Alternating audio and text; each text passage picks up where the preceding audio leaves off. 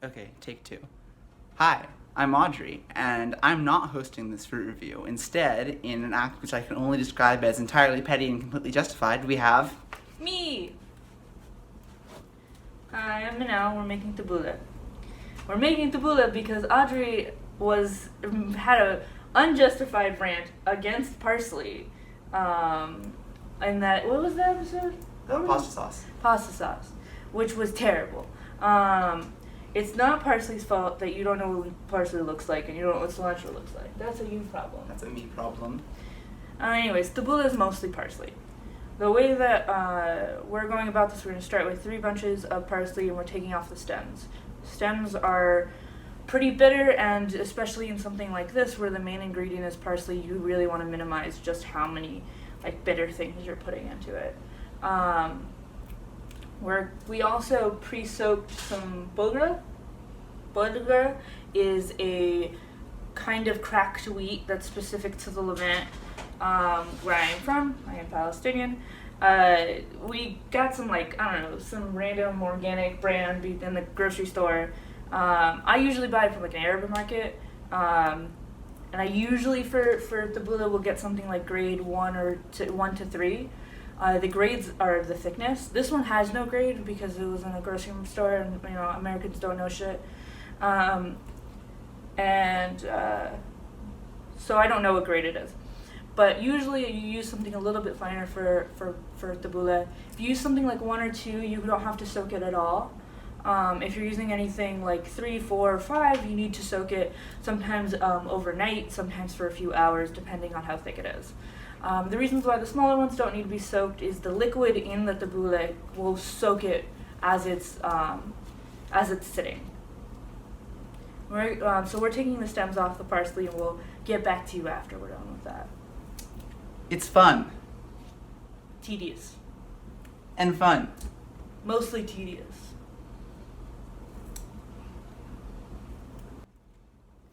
We're going to throw away all the stems. If you have a compost pile, use a compost pile. You can eat them, but I don't want to. Let's do it from this angle. Let's work from the other direction so that we can get good lighting. Okay, so the next thing is the next tedious part of tabbouleh, slightly more tedious than taking the stems off of every bunch of leaves, is we're going to chop them up finely. If you have a food processor, by all means fucking use a food processor. I wish we had one. But I'm going to chop them by hand.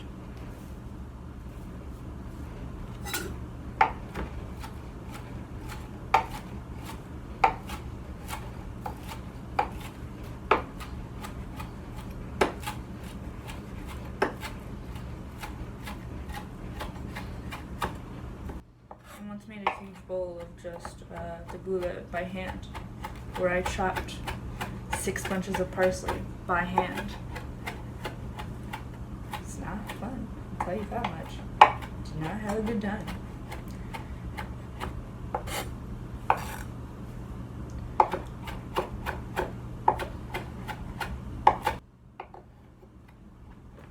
This is very finely chopped you're going for.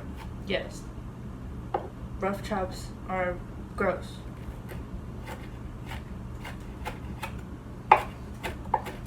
Hence the reason I said this is more tedious than the first bite. You want me to help on a second cutting board? If you want.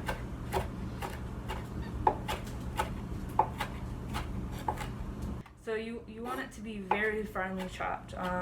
Well, at least I prefer it that way. Some places do it more chunky, and I don't think that's very good. I don't think it brings out enough of the parsley flavor. But this is the kind of fineness you want. Audrey's cutting more in the back. See, very, very fine.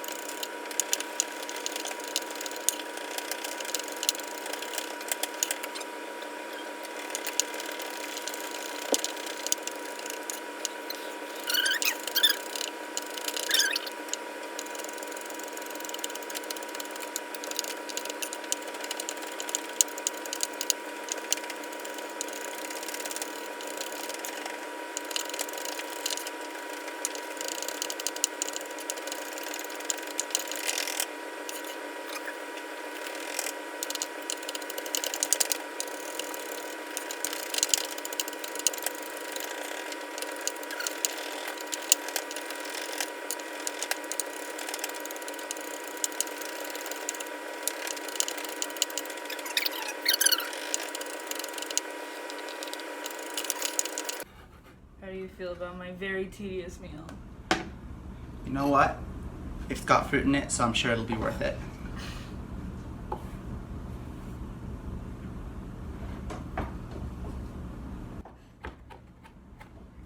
That's another thing. You want a sharp knife if you're going to do this by hand, because you don't want to completely destroy the parsley. You just want it to be fine.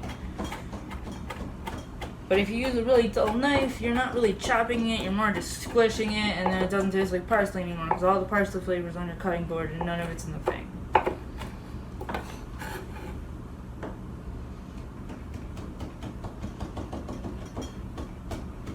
Well, I'm done with my batch. Audrey has one more batch, and then we'll be set to go on parsley. It should be done pretty soon.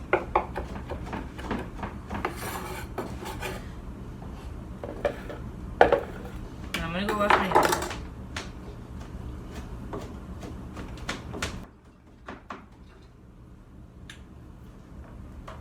There we go.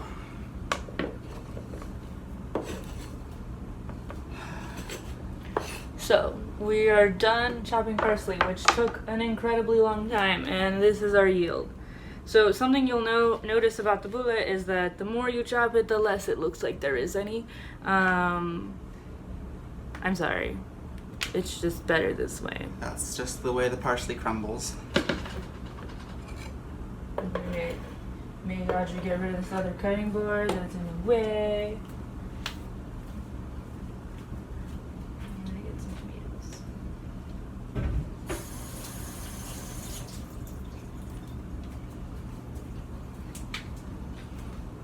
Next, we're gonna finally dice tomatoes. I'm gonna start with 3. We might need more, or less, because tomatoes come in various sizes. It's kind of hard to give an exact number of how many tomatoes this much parsley needs. I usually just go until I see a pretty consistent speckle of red everywhere. So I'm gonna cut tomatoes now. And I don't mean cube them those large chunks you find in pasta. I mean dice them, small. It should be, everything in this dish is small. I usually cut them all one way, and if I can't cut the ends off, I just eat them because I like tomatoes.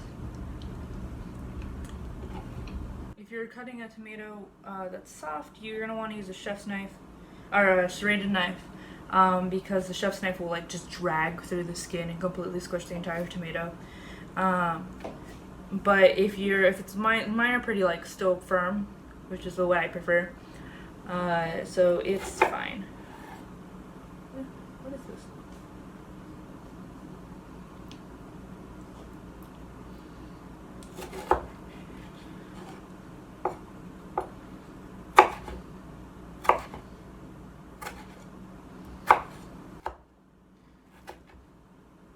Audrey, apparently in a bid not to pay attention to me, is making snacks.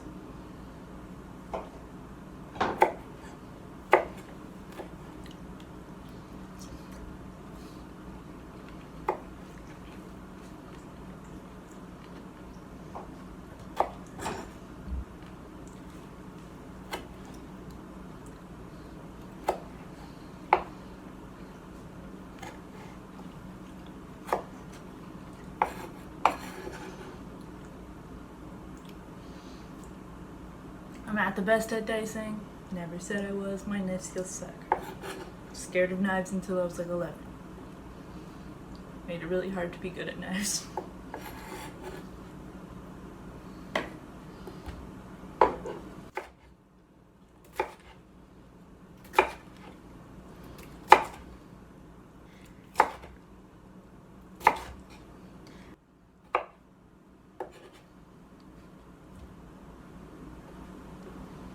It looks more speckled when you add the liquids, because the parsley is sticking to whatever liquid it can, and when there's other liquid to stick to, it will stop sticking to the tomato so much.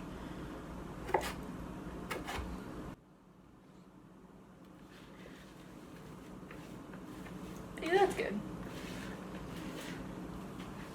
What are you looking at? Let's show the camera.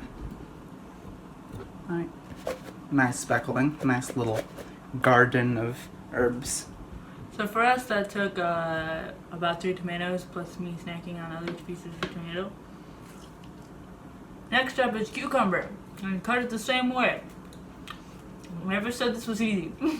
We have 2 cucumbers, one of which was fresh picked from a dear friend's garden, and one of which was bought from the store and is plastic wrapped. We're hoping this one is good enough to partake in the experience of creating a salad, but we're going to find out. Usually I use Persian cucumbers, but for some reason they're very hard to find here.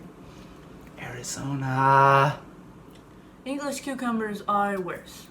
You have to peel them. The skin is We'll too do the big. cucumber review later. For now, we just need to figure out if this cucumber is good enough. Is the skin bitter? No, it's sweet. So it's good? Yeah, I think so. Yeah, that's perfect. Cut that up. Taste it. Throw it in there. The skin is a little bitter though. Do you want to peel it? So, skin is a little bitter, but it's not as bitter as like an English cucumber. So, you know, you can leave some of the skin, but I'll do what my dad does, which is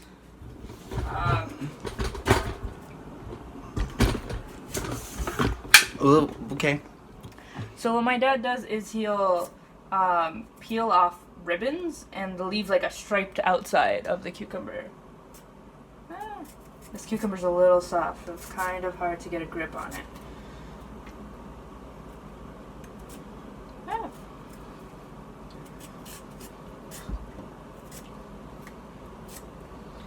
So now it has some of the skin removed, so it's not as bitter, but sometimes you want that bitterness, so we left some on. Now you dice, because I'm done dicing. Okay. I'll get back to business.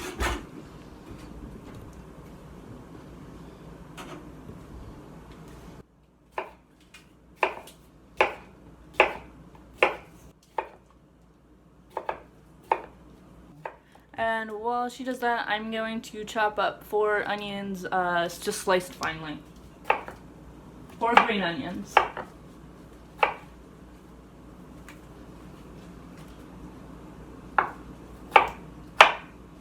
No need to avoid the whites or the greens. I don't know why some people are like, discard the white, like, that doesn't make any sense. It's just put it all in, it's fine. Except for the root. Don't put the root in. But, like, we're assuming that you know to do that because you have a brain.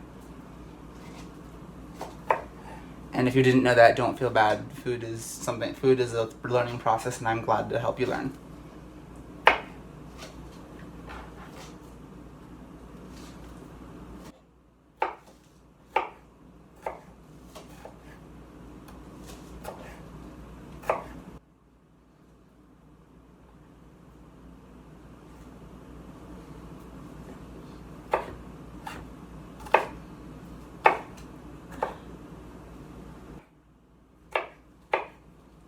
We might need to use the other cucumber too.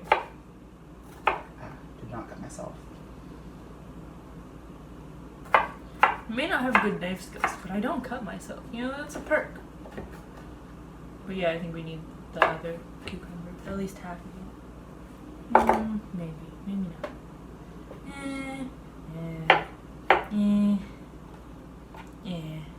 Yeah. Maybe more cucumber. Yeah. I'll stir it in and we'll see what we're getting at. I should maybe get a spoon to stir it this time instead of getting my hands covered in parsley every 5 seconds. But Manal, I thought you loved using your hands in cooking. Well, yes. But I also don't like being dirty. It's a fine balance I try to draw. Like all things in life.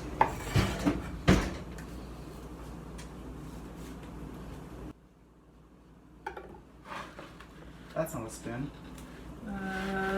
It's what I wanted though. We don't need any more cucumbers. Let me stir it some more. Let's see. Yeah, more cucumbers. But like only like a quarter of that. No, like a third. Ha! So we're also gonna use the English cucumber, and the skin on English cucumbers suck, so Audrey's gonna have to peel this. Me? Alright, I'll do it. I'm hosting this episode. That means I'm omnipotent. Wait, no, that's not the word I'm looking for. That's me, I'm your boss. Peel the cucumber. Omnipotent's a good word. Then I'm omnipotent. You gotta listen to me. You command ontological supremacy of fruit reviews. I mean, I command ontological supremacy over Arab food. Well, Audrey does that. I'll tell you a little bit about tabbouleh. Tabbouleh is a kind of salad that we eat pretty often. It's peasant food, or falahi food. My family is from a rural town. We were all either farmers or farmers. So most of what we ate was vegetarian and vegan. This is a vegetarian dish not mentioned prior. It's a vegan dish, actually. Meat is hard to come by when your animals are an important source of like milk or wool or labor. So we didn't eat meat super often. Meat was something that was for holidays. So this is one of the many, mostly vegetable dishes we make. Another dish that shows the amazingness of parsley that Audrey seems to hate for some reason is falafel. You might think falafel doesn't have parsley in it because if you get it from a shop, it's usually gross and brown on the inside. But no, it should be green on the inside.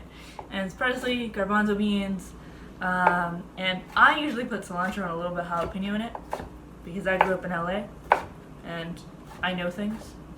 But Dude, you sure do know things. You know, each person has their preference. I like it a little bit spicy. However, falafel is much harder to make without a food processor than tabbouleh is, and I kind of didn't want to do that as my in-your-face to Audrey, because then I would have had to deal with a whole bunch of trying to figure out how to smash parsley into basically nothing. And also this one has more fruit in it. Oh yeah, falafel doesn't have fruit in it, unless you think garbanzo beans are fruit. Anything's a fruit if you Oh, get enough. jalapeno is a fruit? Yeah. The salsa you make, well, it's not salsa, but it's basically like a salsa. It's like a creamy salsa. Anyway, the sauce you use on it does have tomatoes and cucumbers and onions in it, because that's how we make every sauce. So this is where we're at. It's good, yeah. So next on chopping the episode, we're done chopping. Isn't that great? So we're gonna stir in some bulgur. So we soaked 3 cups or 1 cup into 1 cup of boiling water. It's completely soaked through. It's still a little bit hard, but I'm hoping that the lemon juice and olive oil that comes later is gonna help that out a little bit. Plus, when you leave the tabbouleh in the fridge for a while, everything kind of marries together. So I'm gonna put like half of this because I'm not sure if we need a full cup, and then we'll see from there.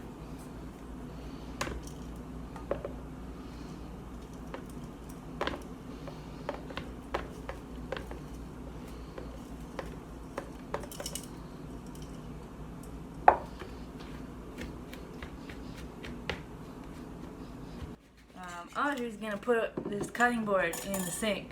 I am? Because I am omnipotent once again. Yeah. Yep. So you may think this is like not filling at all, but because the bulgur is cracked wheat, it's pretty filling. I usually, when I make this, I'm putting another 1/4 of a cup in. Well, 1/4 of a cup of the original measurement, so like maybe half a cup. I'm putting more bulgur. But anyways, because of all of the cracked meat in it, it's actually pretty filling. I usually eat it with sometimes bread. I'll eat it like with pita bread and scoop it up the way I would with hummus, but not necessary. You could just eat it as is. When you put the bulgur in, you kind of want it to be about the same amount as the parsley is. So, let's see. Okay, and so the next few things are the easiest steps so far. We're going to use dried mint because I don't feel like chopping sort of dry fresh mint, because dried mint is super easy to put into things. You just take a handful and then you go like this.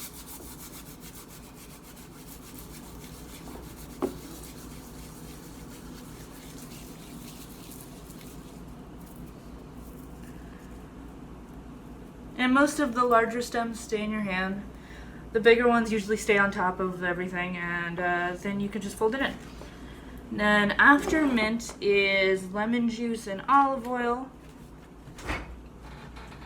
We're using lemon juice from my backyard in California. It is the same lemons used in the lemon meringue video. This one is from this year's Lemon Day batch. And so this is more, I don't know how to measure this for you, I'm sorry. I kind of just put enough liquid until everything tastes lemony and a little bit oily. It's kind of hard to tell because produce is not something that's an exact amount every time you get it. And also, like, maybe your boba is a little bit drier and you need more lemon juice because it's too dry now, or whatever. So just taste it as you go. When it tastes good, stop. A lot. Okay. I was worried we were going to need to defrost the lemon juice. No, we'll be fine.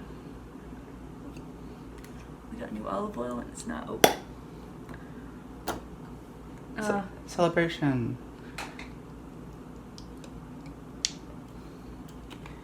It should look moist. It won't look dry after you're done.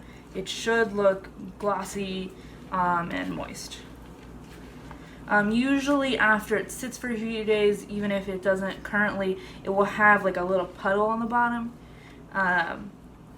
Because like as each of the vegetables get softer with the salt that we're going to put in a little bit, it gets more and more moist. Oh, speaking of vegetables going on salt and getting moist, we're making kimchi. Look at, we put some Brussels sprouts and daikon and such in this jar, and there wasn't any liquid before, but now there's all this liquid at the bottom. So it's fermenting. It's doing its best. I'm gonna burp it right now. Only a little. That's because I burped it like an hour ago. Oh. Well, that's an hour's worth of kimchi smell we've got in the air now. Yeah, it smells very much like kimchi. Can you hand me the salt and black pepper? Mm-hmm. The ground one. I don't really want to fuss with grinding it myself. Is there another one? Oh, thank you. So we're gonna put black pepper. I put black pepper in everything. I don't know why people don't like black pepper. Anyone who doesn't, I don't know, at me or something. I will fight you. Everything is better with pepper. And you have to remember, there's like a lot of vegetables. Like there's no seasoning on this really, okay? There's no salt yet. There's only mint and vegetables. It needs a lot of salt and it needs a lot of pepper in order to like actually taste the things that are in it. I usually start with maybe 2 tablespoons. That's about a little bit more than that. And then I leave some of it in my hand because this is the kind of Arab I am. I'm sorry.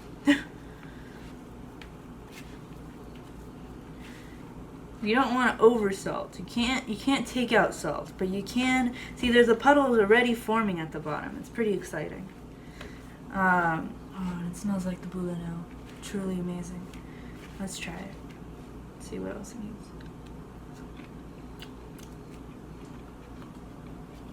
More salt? I'm thinking more salt. Just a little bit.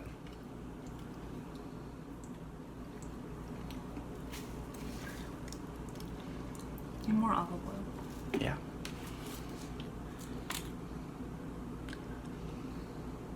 Just basically put salt, pepper, olive oil, and lemon juice in until it tastes right. At some point you'll reach something you'll like and it'll be good enough. I am not a precise cook when it comes to Arabic food. Neither is any Arab I know. You ask my grandma how to cook anything, she'll be like, so you add this until it looks right. And she'll be talking about like dough. And I'm like, no, what's this looking right mean? And you don't want to like squish the vegetables. You don't want to like smash it up against the wall. It's not pesto. Like you want to like fold the spices in. The same way like you might fold like egg whites. You don't want to squish everything. Let's try it again.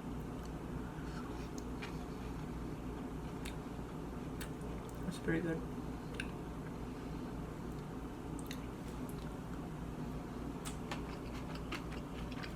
That's pretty good. So we didn't use all the burger, but you can just eat burger by itself. I think it's a fun texture. It has it's like a chewy kernel. But we are done with the tabbouleh. Congratulations! Yay! Let's sit down and review it. Alright. Hello. We're here at the table with our completed dish ready for tasting and reviewing. Let's get started.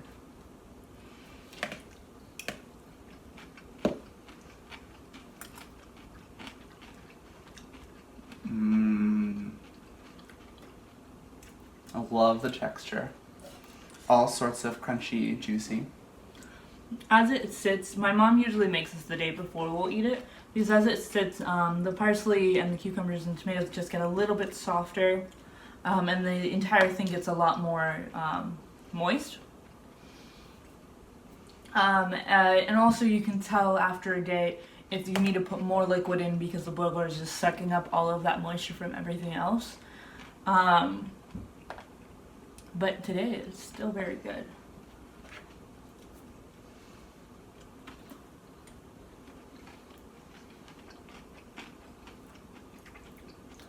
I love that everything's got its own distinct flavor. Like in my bite, I can feel my teeth interacting with tomatoes, cucumber, parsley, bulgur separately.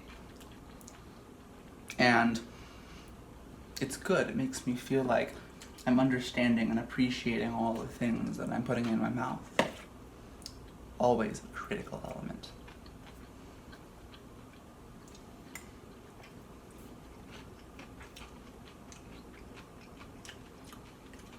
And the green onion, you don't really taste it specifically as much as it lets, I don't know. Onions are necessary for food. I'm gonna be a bitch from California and say that I would kind of like to try a version of this with lime juice and avocado. That's fine. Thank you for validating me. The only reason why you don't usually use that is, the only reason why we've never done that, in my opinion, is we usually make a bowl that can feed my entire family of 5 for a whole week. Because if you have a food processor and you just have like an assembly line of like the rest of the family cutting vegetables, you can make a huge bowl and leave it in the fridge. And if you want to do something like that and have it last for maybe a week, maybe 2 at most, you wouldn't put any of the olive oil, lemon juice, salt, pepper, or any of those 4 ingredients on it until you are portioning out that day's amount. The reason is that the vegetables will stay fresher longer if you don't put salt on them, especially, but also if you don't put them in a moist environment, because that's easier to mold. So it's the eternal struggle of, you gotta put the salt on them to make it taste good, but as soon as you do, ticking timer. Sometimes the act of perishing is the most beautiful thing. Time is fleeting.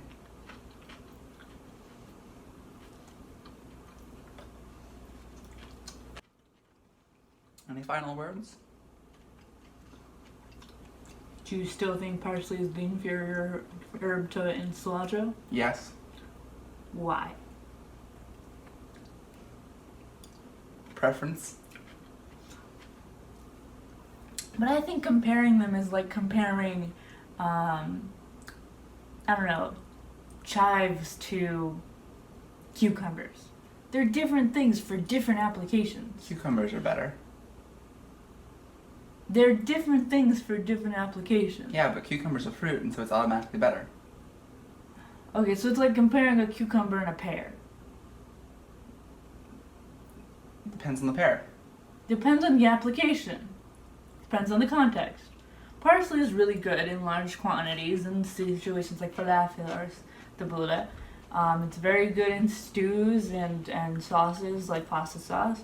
And cilantro is really good as a condiment on things, as like an added refresher. They're useful for different things. I will rescind nominally useless as a descriptor for parsley.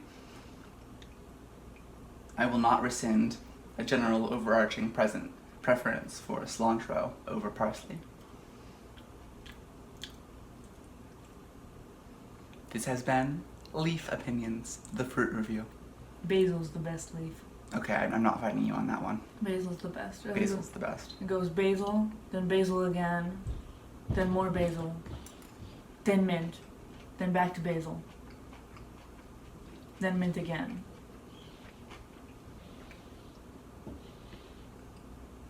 And then cilantro.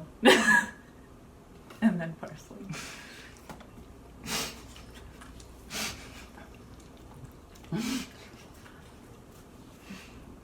No, but the top two are definitely mint and basil.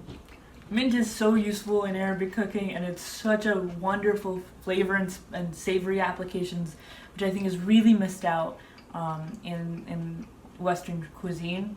Because mint is always used in like ice cream, and it's always used like the artificial mint, the very strong, almost astringent mint. Like, yeah, this mint is subtle. I like it. It definitely tastes more like mint tea than mint ice cream. Yeah, like mint ice cream or mint gum or, that whole family of usually flavored by artificial mint or very strong mint extracts just don't taste like mint in my opinion. And I also don't think it's a very useful highlighting of mint. I think it makes mint taste weird and terrible. I think mint is a beautiful ingredient that should be incorporated in savory applications and occasionally in fresh ways in desserts. Good opinions. We're having some good opinions over here. Good leaf opinions over at Fruit Reviews Forever. Also, if you want a good use of mint and you're like us and you decide to buy a pound bag of dried mint, which is a good decision, I highly recommend it. Not only can you make mint tea and use it as a spice in various dishes, such as this, if you have some yogurt in your fridge, you can finely dice some cucumber, just crumble some dried mint into it, and stir it all together with a little bit of lemon juice and olive oil, and you got a delicious cucumber salad similar to tzatziki, except chunkier, which I think is better. Partially because I grew up with it. Well, thank you for joining us for dinner. This has been Tabbouleh on Fruit Reviews. We hope you have enjoyed the fruit and fruit-adjacent content, and we hope that you're having a nice, safe evening. Thank you very much.